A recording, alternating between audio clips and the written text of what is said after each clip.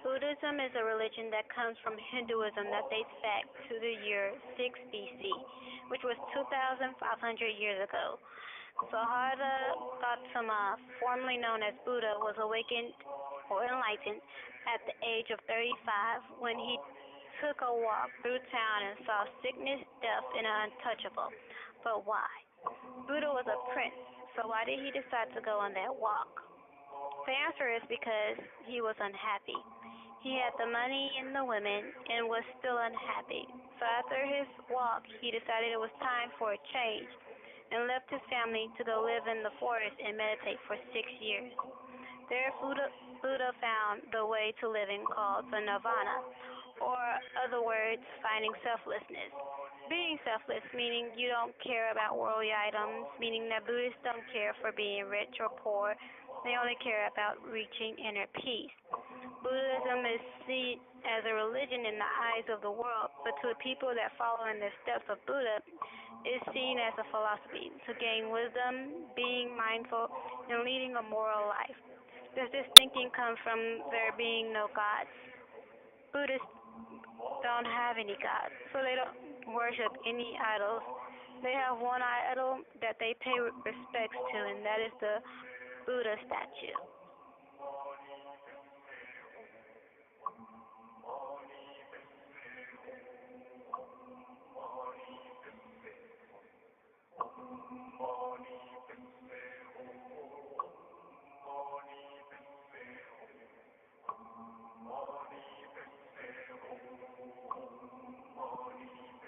As there are different walks of life, there are different ways to practice Buddhism in various countries.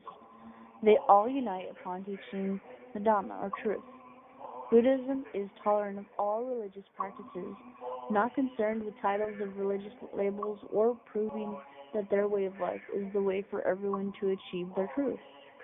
While Buddhism is a sort of spiritual cleansing, it can be scientifically tested and proven since the religion is dependent on understanding rather than strictly faith. Buddhism is made up of the Four Noble Truths and the Noble Eightfold Path. The first noble truth is that suffering is life. It cannot be denied that life will cause pain in some form or another. However, the Buddha explains that it can be avoided. The second noble truth taught by the Buddha is that craving and aversion create suffering. To be short, you can't get everything you want, for you are not guaranteed anything to begin with. This sense of want leads to deprivation of our contentment and happiness. Craving leads to physical suffering due to our eventual rebirth. The third noble truth is that happiness can be achieved with suffering, being overcome by our abandoning useless cravings and living within each day. Becoming happy and free leads to helping others with our time and energy, which leads to nirvana. The fourth noble truth teaches that following the Noble Eightfold Path will lead to the end of all suffering. Living a moral life, able to focus the mind on being completely aware of our thoughts and actions, being compassionate for others, and develop wisdom by understanding the Four Noble Truths. Those are the Eightfold Path in Buddhism. The 5 precepts are a bit different. They consist of, number 1, not take the life of anything living. Number 2, not to take anything that wasn't really given. Number 3, to abstain from sexual misconduct and sensual overindulgence. Number 4, to refrain from untrue speech and to avoid intoxication, that's losing mindfulness. All of these are basically the moral code for Buddhism. Karma is easily known as what goes around comes around. It's the law of cause and effect. This law in Buddhism explains different things, like inequality in the world, why some people live only a short life rather than a long one, why some are born handicapped and others are gifted. While karma, it states that all individuals are responsible for their past and present actions. In Buddhism, karma is measured by the intent behind the action, the effects of the action on oneself and the effects of others. The highest form of wisdom in Buddhism is seen that in reality, all phenomena are incomplete, impermanent, and don't constitute a fixed entity. True wisdom is experiencing and understanding truth and reality.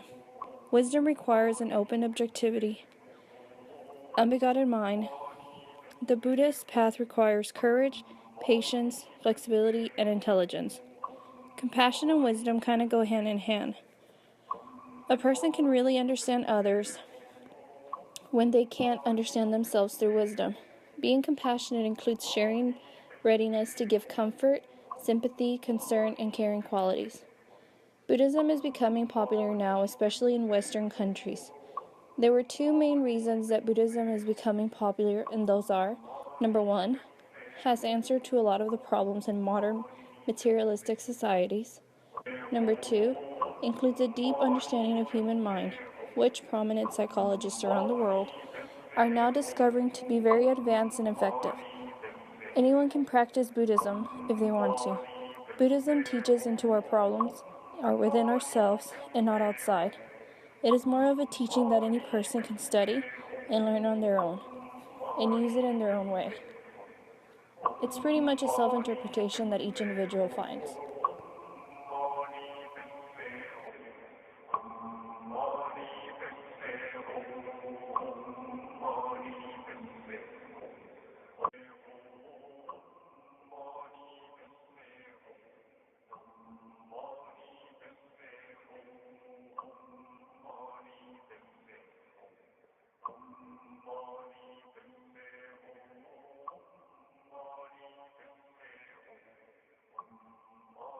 What is my name? My name is Bhante Saranapani. I teach meditation, as you have noticed, since 7.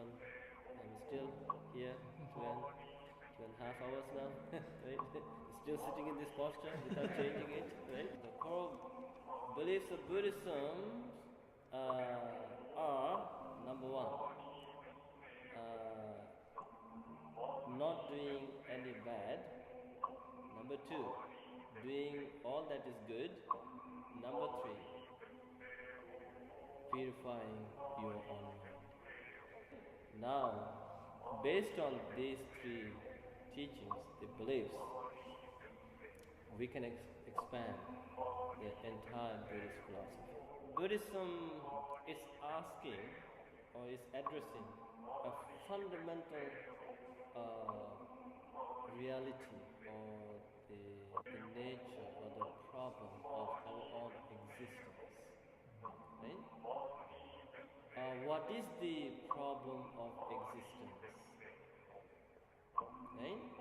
The problem of existence is insecurity.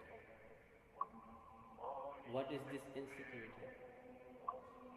You feel insecure all the time. So to explain this, Buddhism talks about the Four Noble Truths. Right? Four Noble Truths. The first truth talks about the problem of existence, which is dukkha. Dukkha has been translated into English as suffering, but the English word suffering has a negative connotation. But literal meaning of this word dukkha means dukkha. Du means difficult, kha means to bear. So dukkha means difficult to bear. Now the question is, what is difficult to bear in life? Right? So one of the deeper understanding of this word dukkha is that there is conflict, constant conflict between the wish and the reality. Now, what is your wish? And what is the reality? You wish to be looking young all the time. Now, what is the reality? The reality says, I'm so sorry, my friend. You can't remain young forever. You have to grow old. Right? You wish to remain healthy all the time. But reality says, hey, your body is subject to sickness. Your mind is subject to sickness. You have a wish to live forever, right? Not to die. But the reality says, hey, if you are born, you have to die one day. Look around. There is nobody who has lived for 120, 30, 40, 50 years. Right? Everybody dies. So The dukkha is also means you are asking the world for something it cannot give you. Now what are you asking the world? So many things. Is world giving you what you're asking for? To a certain degree, but you cannot sustain it all the time. It's changing. So this is the problem. So we are insecure. Insecure in the nothing is stable. Everything is unstable in life. Uh, and this is because there's a root cause. The root cause is I want to exist. I want to. What does it mean? You're craving. You want to exist, but your existence is threatened by change. And the second truth is the samudaya. Samudaya means the origin of this problem of existence, the dukkha. And that is the tanha. Tanha in Pali, Trishna in Sanskrit. Tanha means thirsty. You are always thirsty. You are never satisfied. You are not satisfied with your personality, your look, the things you do. Right? So the Buddha, he identified the problem in life. It's not my dukkha or your dukkha. It's not my problem, your problem. What he is saying that there is suffering. There is this problem. It doesn't really matter whoever you are. Now he says, hey, I have hope for you. I have good news. What is the good news? There's freedom from this suffering, this dukkha. That is what he called nirvana or nibbana. That is the third truth, the cessation of suffering. Although your life is miserable, you just don't lose your hope. Right? I'm bringing you this good news, the hope that that is liberation, the freedom from suffering. But keep in mind, to gain freedom from this suffering, there is something that you have to do. I cannot do it for you. Nobody can do it for you, but you have to do it by yourself.